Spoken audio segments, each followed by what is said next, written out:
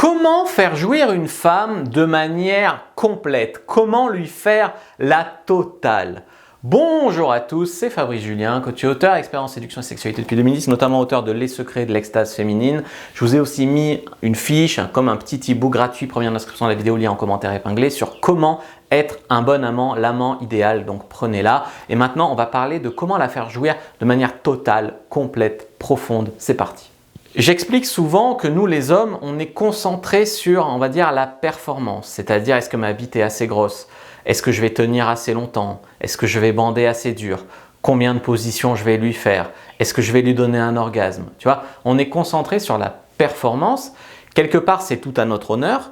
D'un autre côté, les femmes comprennent pas ça. Tu as plein de fois où des femmes vont te dire « Ouais, j'ai joui avec lui, mais c'était pas terrible. » Ou alors « J'ai pas joui, mais c'était quand même super bon. » Parce que les femmes sont très intéressées par l'expérience globale, donc l'ambiance, le contexte, tu vois, alors vraiment tout ça. Donc il y a un aspect vraiment psychologique au sexe chez les femmes, qu'il faut qu'elles soient à l'aise, qu'il faut qu'elles soient excitées, qu'il faut qu'elles se sentent en sécurité physique et émotionnelle, qu'il faut peut-être qu'il y ait de l'anticipation, d'accord? Donc ça veut dire que la tension sexuelle monte avant de la décharger dans un acte sexuel, par exemple en flirtant beaucoup, par exemple en se jetant pas sur sa chatte, mais en jouant avec ses différentes zones érogènes.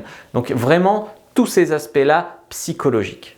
Bien sûr, sa confiance en elle joue aussi. Je sais parce que je coach aussi les femmes de leur côté.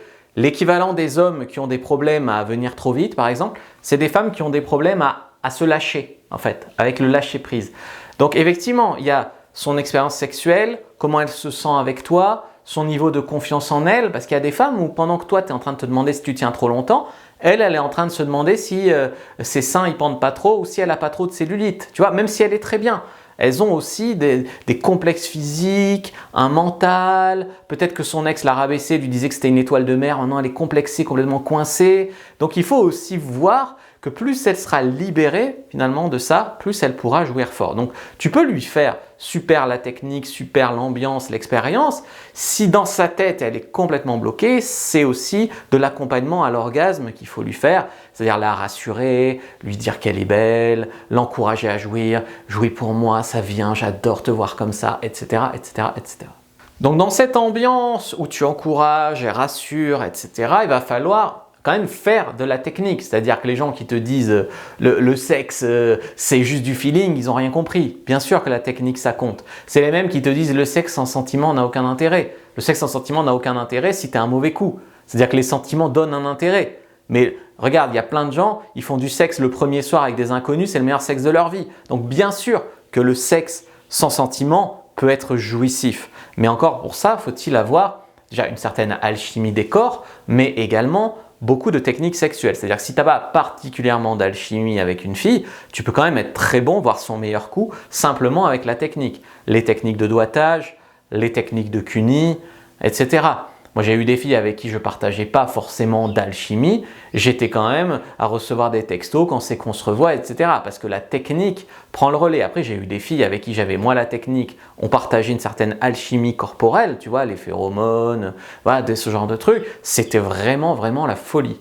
Donc, bien embrasser, connaître différentes techniques de doigtage, bien lécher. Elle de son côté, bien sûr, elle doit savoir te branler de différentes façons, te sucer de différentes façons, etc. Donc les préliminaires, on va dire, même si les préliminaires, tu peux les mettre à la fin, genre tu peux la finir à la bouche si elle n'a pas joui, tu peux la mettre entre les positions, tu vois, donc tu peux jouer avec ça, mais on va dire globalement le sexe oral en préliminaire. En fait, il faut savoir que c'est très psychologique, c'est-à-dire que si tu te jettes sur sa chatte, par exemple, il y a un moment où ça peut la bloquer, la braquer si elle n'est pas encore prête. Alors que si elle est prête, elle sera là à te dire « j'ai envie que tu me baises, fais-moi la totale, etc. » Tu peux être surpris parce que peut te déclarer une femme, même qui a l'air timide, quand elle est déchaînée au lit. J'ai eu des filles que c'était la galère de les draguer, complètement timides, on s'embrasse à peine, machin, on arrive chez moi, une tigresse. Concernant donc, ce qui se passe après la pénétration, je vous conseille de faire au moins 3 positions. Bien sûr, c'est à titre indicatif. Tu peux faire du très bon sexe dans une seule position, tu peux faire plus de positions, c'est pas la question. Mais à titre indicatif, je veux dire, si tu veux pas être un mauvais coup, il faut que tu tiennes au moins 10 minutes. Je veux dire, en dessous de 10 minutes, globalement, on va rester sur sa faim. À part si c'est un quickie, mais globalement, on va rester sur sa faim. Essayez de varier les expériences, c'est-à-dire parfois soumis, parfois dominé, parfois, enfin tu vois, donc par exemple, elle te monte dessus en Amazon, c'est plutôt toi qui es dessous. Tu la prends en levrette, c'est plutôt toi qui domine. Et le missionnaire, c'est plutôt ambiance romantique, là où l'autre, c'est ambiance sauvage. Donc il faut vraiment alterner tout ça. Varier les positions, varier le rythme, pas hésiter à pimenter les choses. Alors là, c'est où c'est difficile, c'est-à-dire par exemple si tu fais du dirty talk, donc si tu lui dis des saloperies au lit ou si tu lui mets une petite fessée, voilà, des choses comme ça. Il y a des femmes qui vont adorer, ça va les émoustiller de fou. Et puis il y a des femmes que ça va complètement bloquer, elles vont y voir du manque de respect, voilà. Donc il faut quand même voir à qui tu as affaire, essayer de ne pas y aller trop fort au début, voir comment elle réagit, etc., etc., etc. Et bien sûr, si elle dit non, bah c'est non. Mais là, ce que je veux dire, c'est qu'il y a des gens, ils pensent que parce qu'ils ont eu une copine qui leur a expliqué globalement comment baiser, une ex, ils savent baiser. Non, il n'y a rien qui remplace la théorie. C'est-à-dire tu connais le point G, le point A, le deep spot, le cervix, minimum. D'accord? Après, je te parlerai du périnée, le clito, tout ça. Bon, bref. Donc, en fait, la connaissance théorique, quelle position est stimulée quand, voilà, tout ça, ça compte. Il faut pas dire ça va, j'ai baisé avec 3 filles dans ma vie, je sais baiser. Tu sais pas baiser, c'est tout. Les différentes zones érogènes, les différentes techniques de doigts, les différentes techniques de langue, là aussi, il y en a plein des techniques de langue. Tu peux faire haut en bas, circulaire, enfin, il y a plein de trucs, les lèvres vaginales, des tas de trucs encore. Tu peux découvrir. C'est arrogant quand il y a un gars qui a 23 ans, qui a baisé avec 3 filles dans sa vie, qui pense qu'il connaît tout le sexe. C'est juste arrogant.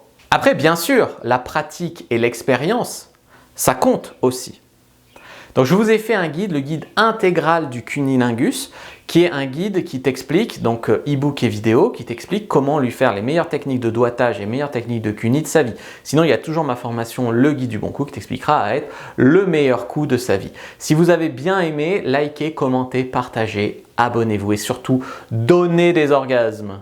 Prenez votre fiche, première dans la description de la vidéo, lien en commentaire épinglé sur comment être l'amant idéal. C'est un début, on va dire, c'est comme un petit e-book gratuit qui vous expliquera déjà des choses pour avancer, progresser dans votre sexualité.